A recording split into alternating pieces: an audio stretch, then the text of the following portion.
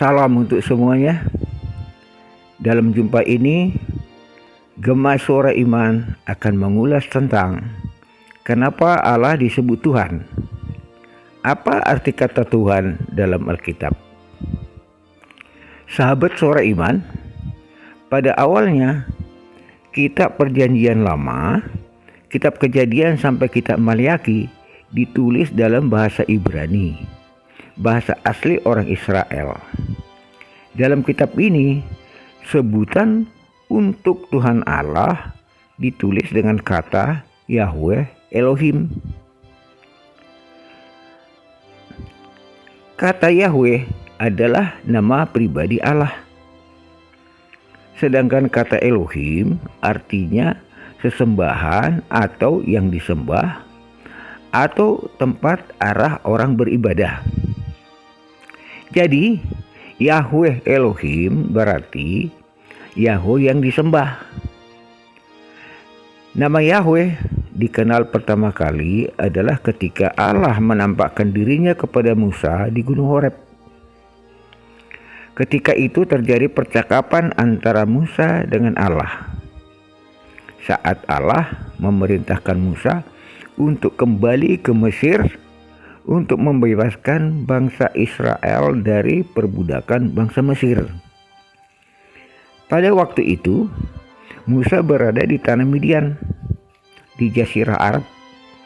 Sekarang merupakan bagian dari Arab Saudi.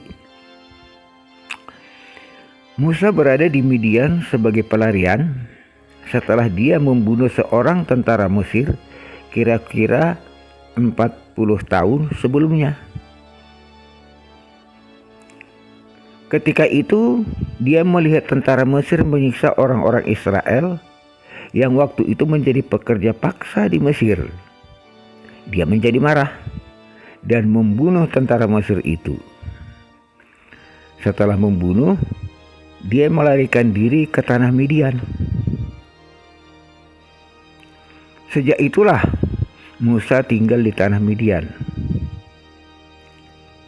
Allah menampakkan diri kepada Musa ketika Musa sedang menggembalakan ternak milik mertuanya yang bernama Yitro di dekat Gunung Horeb. Saat itu dia dipanggil Allah.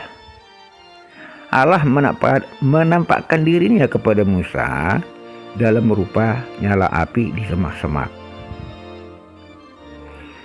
Dalam percakapan itu, Allah memperkenalkan dirinya kepada Musa bahwa dia adalah Allah nenek moyang Israel, Allah Abraham, Allah Yakub, dan Allah Ishak.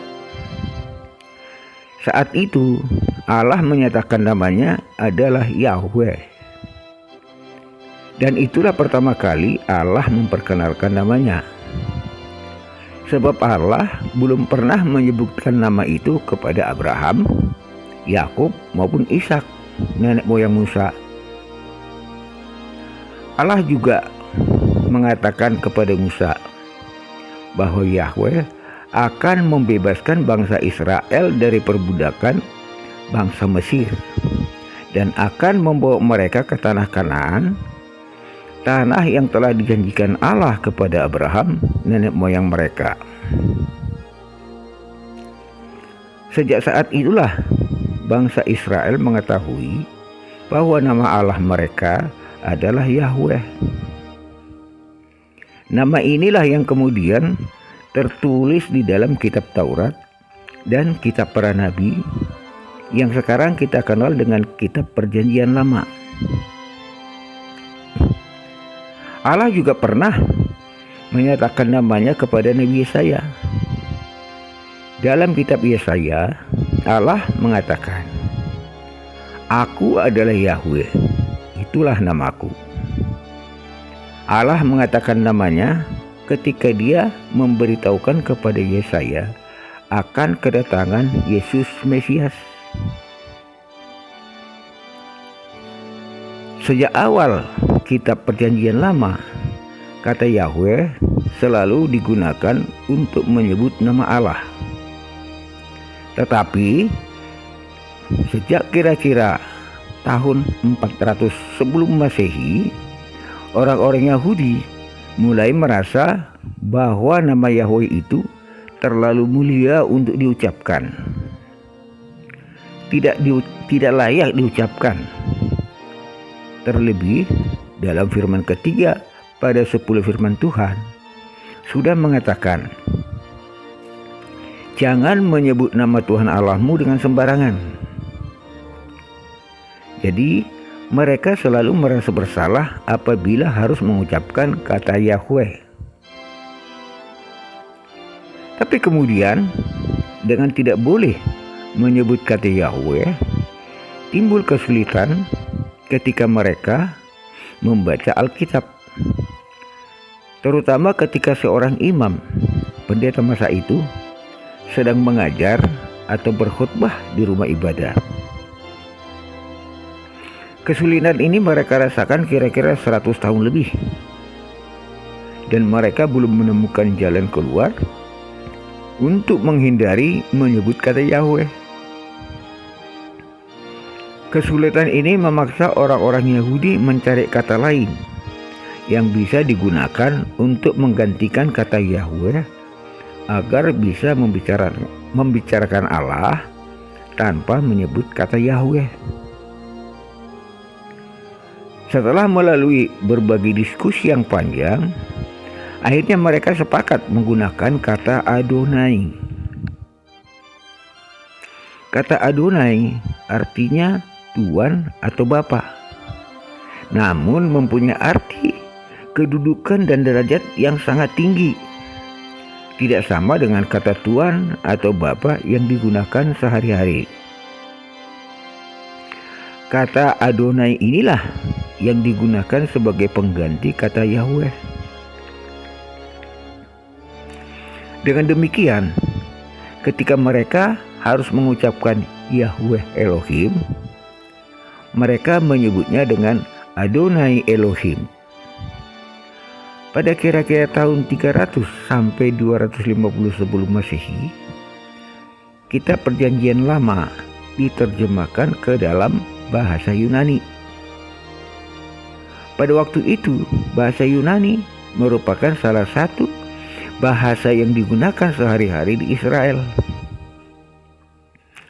Setelah melalui pembahasan antara para penterjemah, mereka sepakat menggunakan kata kurios yang artinya Tuan atau Bapa atau pemilik sebagai pengganti kata Yahweh.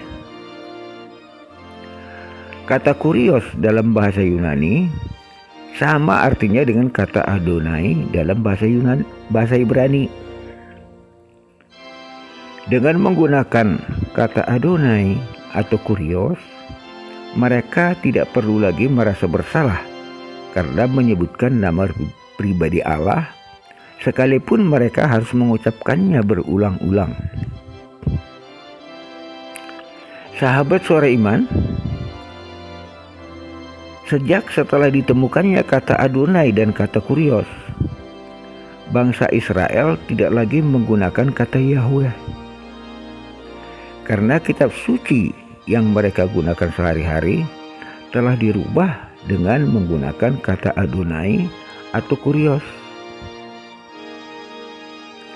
Kata Adonai dan kurios ini digunakan sampai pada zaman Yesus Kristus dan seterusnya. Murid-murid Yesus juga menyebut Yesus dengan kurios, yang diartikan sebagai Tuan yang derajatnya sangat tinggi, lebih tinggi dari sebutan Tuan kepada manusia. Pernah suatu saat Kaisar Romawi, yang pada masa itu adalah penguasa di Israel, meminta agar Kaisar juga disebut dengan kurios. Tetapi hal ini ditentang dengan keras oleh gereja-gereja Kristen. Karena hanya Yesuslah satu-satunya yang berhak disebut dengan kurios. Kata kurios dan Adonai inilah yang kemudian diterjemahkan oleh semua bangsa sebagai pengganti kata Yahweh.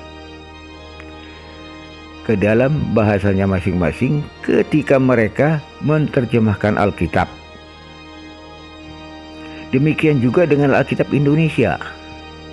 Orang Indonesia menerjemahkan kata kurios atau Adonai dengan kata Tuhan. Itulah sebabnya dalam Alkitab kita tidak menemukan kata Yahweh.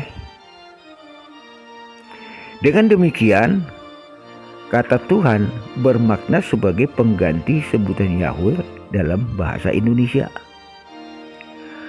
Kata Tuhan dalam Alkitab berarti Tuan atau Bapa yang mempunyai derajat sangat tinggi, lebih tinggi dari sebutan Tuan atau Bapa kepada manusia. Tuhan adalah Tuan atau Bapa yang sangat berkuasa. Dia berkuasa karena Dia adalah pemiliknya, dan Dialah yang menciptakannya. Kalau kita membaca Alkitab, Keluaran 6 ayat 2, di situ tertulis, Aku telah menampakkan diri kepada Abraham, Ishak, dan Yakub sebagai Allah yang Maha Kuasa. Tetapi dengan namaku Tuhan, aku belum menyatakan diri. Demikian juga yang tertulis di dalam kitab Yesaya 42 ayat 8 mengatakan, Aku Tuhan, itulah namaku. Aku tidak akan memberikan kemuliaanku kepada yang lain. Dalam kedua firman ini, Allah menyebutkan namanya Tuhan. Sebenarnya kata Tuhan dalam Alkitab adalah terjemahan kata Adonai atau kurios. Dan kalau kita membaca Taurat atau kitab para nabi yang berbahasa Ibrani, sebelum perubahan dengan kata Adonai, di sana yang tertulis adalah Yahweh. Sahabat Sore Iman, ketika kita membaca atau mengucapkan kata Tuhan Allah, maka kita perlu tahu bahwa kata Tuhan itu adalah merupakan terjemahan kata Adonai atau kurios, sekaligus sebagai pengganti kata Yahweh. Kalau kita mengatakan Tuhan, maka yang dimaksud adalah Yahweh. Allah disebut Tuhan adalah untuk menghindari menyebut nama pribadi Allah yang Maha Tinggi. Tuhan itu artinya Tuan atau Bapa yang kedudukannya sangat tinggi. Tuan di atas segala tuan. Dia sangat berkuasa. Dia adalah pemilik. Dia adalah yang menciptakan.